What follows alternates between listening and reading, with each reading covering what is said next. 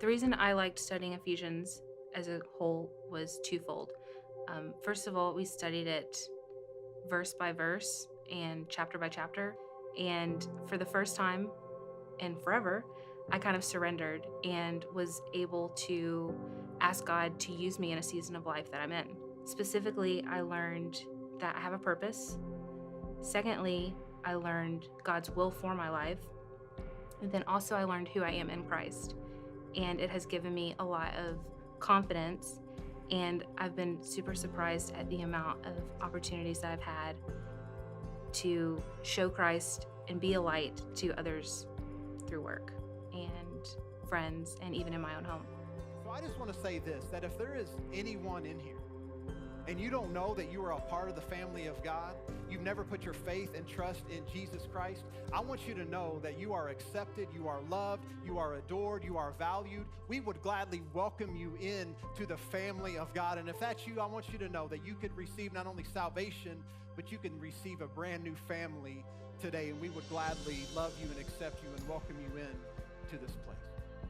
I guess for me, a lot of our values and things, it's our family. So home at Cornerstone really meant a lot to us because we want to feel at home. We want to feel like we're part of a family anywhere that we go and spend time. So that sermon series really spoke the most to me. We've been to a lot of churches in the past and had maybe didn't feel as welcome at some, but immediately when we came to Cornerstone, we felt like we became part of the church family. Growing up, my mom was Catholic, my dad was Methodist. Never really felt at home. Just my values you always left church feeling convicted, like you weren't good enough, you weren't part of that group, that you had to meet certain standards to really fit in. I thank God every day that we met Mark and our good friend Adrian, because they introduced us to this church and really found a home. I love the connections that we've made here with our Connect group and just making new friends. Recently, I was thrilled to be able to have a baby shower here for a good friend that we've met, and I hope to continue to make new friendships in the future. The valleys were also a time and represented a time of great growth. You see, I'll say it like this. You can enjoy God on the mountaintop, but you get to know him in the valley. You see, here's the deal. You can give God glory and you can give God praise and you can be grateful for all these mountaintop experiences, but you really get to know God intimately when you're in the valley. Yeah, I think probably the series that meant the most to us was Shadows. We went through a lot of shadows this year. A lot of them were related to health, some with family planning. The shadows that we encountered in particular were health issues with me jointly. Before that, we were dealing with some issues with fertility and trying to do some family planning and continue our family along. And then that brought about a lot of stress in our marriage. And so we had to work through some issues there and continue to work on that. And then kind of in and amongst all that, there was the heart attack that came along. But I think through all this, because I'm a person that's kind of more a perfectionist and I like to control things, I like to have a plan, I'm kind of a fixer. I was presented with a lot of things that I really couldn't fix and a lot of things that I needed to seek the Lord's help on in order to see us through what we were dealing with jointly. The Shadow series really challenged me because I've had about an 11-year struggle with fertility, 7 miscarriages, and I'm somebody who is a planner. We're so very much alike in a lot of ways, but I like to plan things, I like to know, I like to see the outcome, and I'm a therapist for a living. I fix people. I help to heal people, and I couldn't fix myself. And so in this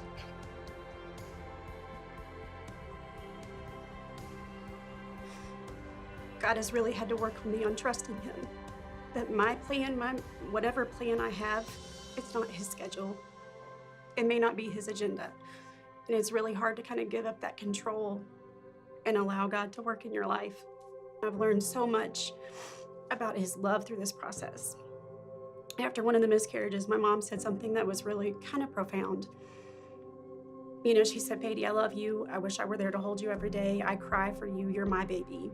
You know, my love for you is so deep. And it really made me think, God's my father. He's my dad. And he is not looking at this and going, I'm going to wait to see what you learn. He's looking at this and saying, I want to hold you. I want to love you. I want you to know how deep my love is for you. I grieve for you. I hurt for you.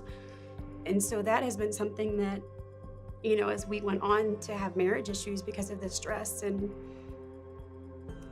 I know that his love is greater than anything I'll ever walk through. And, you know, we talk about in therapy, you know, with my patients, Parkinson's in particular, you know, movement begets movement. And sometimes you have to take a step backwards in order for you to unfreeze and to walk forward. And in the Shadow series, you know, Chris and I went up for prayer, and that's something, we're pretty private people.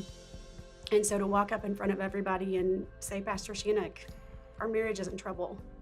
It was a big step, you know, and God said, I gotcha. I'm going to pull you along through this process. And it's not easy. It's hard, you know, and we still pray daily for our marriage. We pray the fertility thing. I don't know what the plans are. I may never have a baby of my own, but I've been blessed with 2 wonderful stepdaughters, and I don't know if they even understand how much I love them. It makes me look at things in a whole different light. It's not just me. There's a much bigger picture here that God is painting for all of us. And if we knew the story, we'd never take those chances. We would never, you know, take that step because we wouldn't need to. We would know where we're going. We wouldn't have to trust that God is going to get us there. And we all should want to have hope because it means that there's light, that God is there and He's going to take us through. And we have seen that evident in our life, in our health, in our marriage, in our family, in our communities. So I really struggled with talking about it, even with people, but God's challenged me a lot that there's people who need to know they're not alone. And so if you can get to the place where you recognize the supernatural power that you possess because you have the Holy Spirit, when you recognize that you are loved by the Creator, by the King of Kings and Lord of Lords, when you get to the place where you recognize, wait a minute, I do have a sound mind because I have the mind of Christ, you can begin to have unstoppable courage in the face of fear. I think for me it was Chase the Lion because it really let us figure out like what goals we wanted to accomplish, and that one really stood out because we had, you know, a lot of debt built up at the time, and we live in an apartment and we're, you know, wanting to buy a house, so that was like some of the stuff that we were wanting to accomplish, and I feel like we've accomplished that this year. You know, we're striving to buy a house, and we're looking in like February, I think we're going to be able to start applying for a mortgage and things like that, so it's really exciting. We started, if I'm not mistaken, we started 2018 with 11 credit accounts. We're down to 3. One of those includes our car. Hopefully we can get that slain soon. Also, we're now on track to actually get a house. Before it was kind of muddy waters. One big one for me was actually determining where I want to go with my career, because I was at the point at the beginning of 2018 where I had to make a choice. Didn't want to make the wrong choice. Thankfully, back in June, I accepted a new position at work, came with a nice raise that is helping us slay our other lions. And also, it's just putting us in a better position to help out more people and just do what God's calling us to do. And one other kind of small line was just for me personally, get more involved in the church, and now I'm helping lead connect groups. I'm able to actually live out the gifts that God's given me. Storms can come out of nowhere. You know, my dad always used to say, and he used to preach this all the time, you're either coming out of a storm, in a storm, or you're getting ready to go into a storm. And I know that's not necessarily easy to hear, but it is the truth. Jesus even said in John 16:33 that in this world you will have trouble. But take heart, for I have overcome the world. Wow, what a year it's been. And just incredible year. And we're talking about the sermon series that we did here last year. And one of them that stands out in my mind is the lake effect. If you remember, talking about a lot of the times when Jesus was ministering along the lake, or what that actually means to you. I actually have a pretty neat story. This past year, I got thrown overboard in a boat, was underneath the water, upside down. And the only good thing come out of it was Daniel got a new cell phone out of it. But for a moment, that was a very scary time for me. And but I come out of it, everything's okay, and things are good. But around the lake, boy, I've had a lot of peaceful times around the water, but there's also, that was a scary time. And sometimes scary things happen in situations like that around water. But, we talked about the things that can happen, and I actually had a pretty serious injury in 2001. I laid in the hospital bed after about a 30-foot fall from a tree stand. I didn't know if I was going to make it out of there, much less even walk or get around again, but God's brought me through that. Just a little bit at a time, but He's brought me through it. I can remember laying in the bed, and it was the next following summer was going to be our 25th wedding anniversary. And the doctors asked me what I wanted to expect out of all this. I said, man, all I want to be able to do is dance with my wife at our 25th wedding anniversary. Well, not only that's happened, but it's been how we're going to be celebrating our 41st, I think, this year. And God's done so many incredible things. We've got 14 grandchildren now, and God has brought us, just given me an incredible life. And at one time when I thought things weren't going to ever get any better, God's been faithful through the years. Over and over again, He's shown His faithfulness. So if you're going through a tough time or experiencing a situation in your life you think is never going to get over, I'm here to tell you, God will bring you through it. He'll take you through it, and He'll bring you to those calm waters again. That's His promise to us. God is faithful. See, the reality is today, I don't think that we understand as Christians. We have a lot of opinions, and sometimes those opinions are right. But oftentimes we don't realize that when we are so concerned with fighting for things that we think matter or that don't really matter, we don't recognize the wake of devastation that we leave behind us, as many non-Christians don't want the Jesus that we claim to serve. I think one of the series that Pastor Shank preached this year that really impacted my life was the Xmas series, and for a couple of reasons. Number one, Pastor Shank asked me to make the signs to put on the stage, and when I told my wife, she was very upset that I was participating in something that had to do with Xmas. And I think it has to do with, for a lot of us, because if you're honest with yourself, most of us would say we are offended by Xmas. And Pastor Shannon did a great job of unwrapping the origin of that and really what it meant. And it made me think about other things in my life that I was offended about, other than Corey, because he offends me when I just look at him. But it made me think about, can I say that? It makes me just think about things that I'm offended about, and am I offended because somebody told me to be offended, or am I offended because I really understand the issue? And I thought it was a great series. I went back and kind of revisited some of the things in my life that I thought I was offended by, and at the end of the day, really, when I understand the issue, I wasn't. So, great job. Merry Xmas. If I know what he's going through, then maybe there's some way that I can help him, or I can at least listen, because sometimes we just need to vent to somebody and not expect them to fix it for us. He wants us to be open with one another. And so if I'm not communicating like my deepest, darkest things to my wife, she's missing out on a piece of me, a part of me, because we are one in this thing. The sermon series that impacted us the most was No Place Like Hope.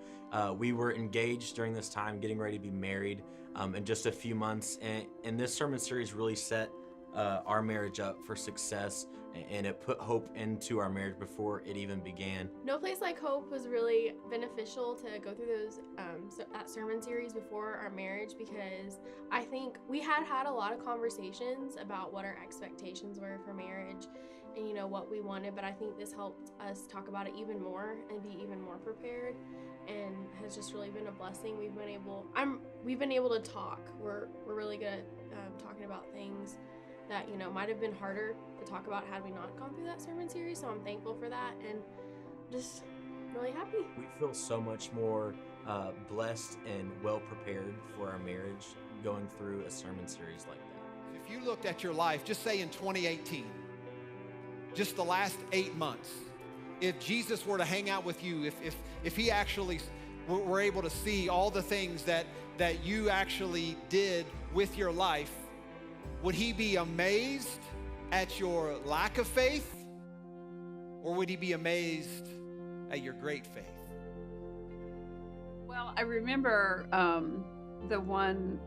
the Loving Your Jerusalem series.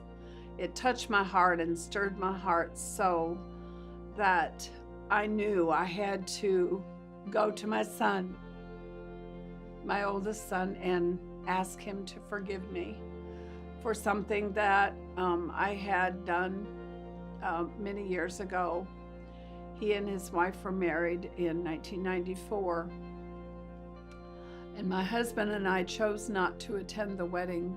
There was several circumstances surrounding that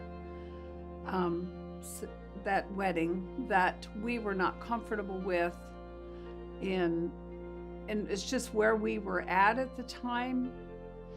But after hearing the messages, I realized that I made a mistake. And his dad and I know his dad would agree with me that we did make a mistake in not going to the wedding.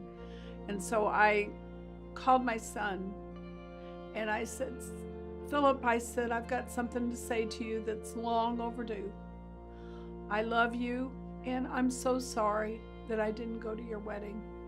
Please forgive me for that. He says, oh, Mom, he says, it's already been forgiven. He said, you're okay. And so it just touched my heart to know that not only God already forgave me, but my son had already forgiven me. Just because God hasn't come through yet doesn't mean that he won't. You see, God's delays, that doesn't mean God's denials. You see, I believe that we need to be a people who continue to put our faith and our trust and our hope in Jesus. Just through there, during that series, somebody at our church needed a car. She had a wreck several months earlier. I saw a Facebook post where she was needing a car because she couldn't get back and forth to church. I just saw that and I said, God, if you want me to give her a car, just let me know. Show me some kind of sign, because I want a car lot, so I had some extra cars sitting around. So I went to bed. I didn't really say anything about it. I went to bed on it and just kept praying to God and asking if I should. And that whole night, I just kept not be able to sleep because I felt like God wanted me to do that. So first thing I did is woke up that morning, sent her a message on Facebook saying, hey, God put in my heart to give you this car. So I really felt like he wanted me to do that. So I sent that to her, and then we got the car done. She came and got the car. And I thought that was it. God used me to do what he wanted to do. Well, the next day she messaged me and says that the car got stolen. It was just a crazy thing that I was trying to help her out, and I feel like that God was trying to help me do that. And I started saying, like, well, why would God let me give her a car and then it get taken from her? And I started to try to figure that out. And I started maybe realizing maybe a day or two later, I started thinking about it, like God was using me. He was trying to see if I would be obedient to him to give her that car and do what I said he was going to say, because the next day she ended up getting a call from her attorney, and she's getting a big settlement that she's been waiting on for like 2 years. And I was telling her, don't worry, I know God's got a big plan, because God was trying to use me to see if I'd be obedient to do the things that he wants me to do for him. And I think we all need to do that, because if we all listen to God and do the things that he wants us to do, he's always going to take care of us no matter what. It might take some time, it might take some money, it might take some energy, but if you just do what God wants you to do, he's always going to pay you back. Don't compare your calling with someone else's calling. Don't say, well, God, you're doing this through that person, but I'm only doing this. Be faithful with your field. Nothing that is done for Jesus and the sake of the advancement of his kingdom, nothing is insignificant. So the series that really had an impact on me, it was called Jump. That was actually a conversation that Pastor Shannick was having with the audience. I kind of spoke silently because I kind of questioned where I was at that moment, not physically, but where my life was going and where it ended up. I have had a really crappy year. My dad passed away in July, very suddenly from a heart attack. Didn't get to say goodbye. And I look to God for guidance, and I look to him as a father, because I don't have my dad anymore. So I kind of have to place myself in a position of self-awareness and know that there are people who really need help. When you trade your gifts to share a message or a story that will impact the entire world, it becomes something so much bigger than yourself. It's so rewarding to see. It's so much more rewarding than just money or than just, anything else that you can possibly imagine.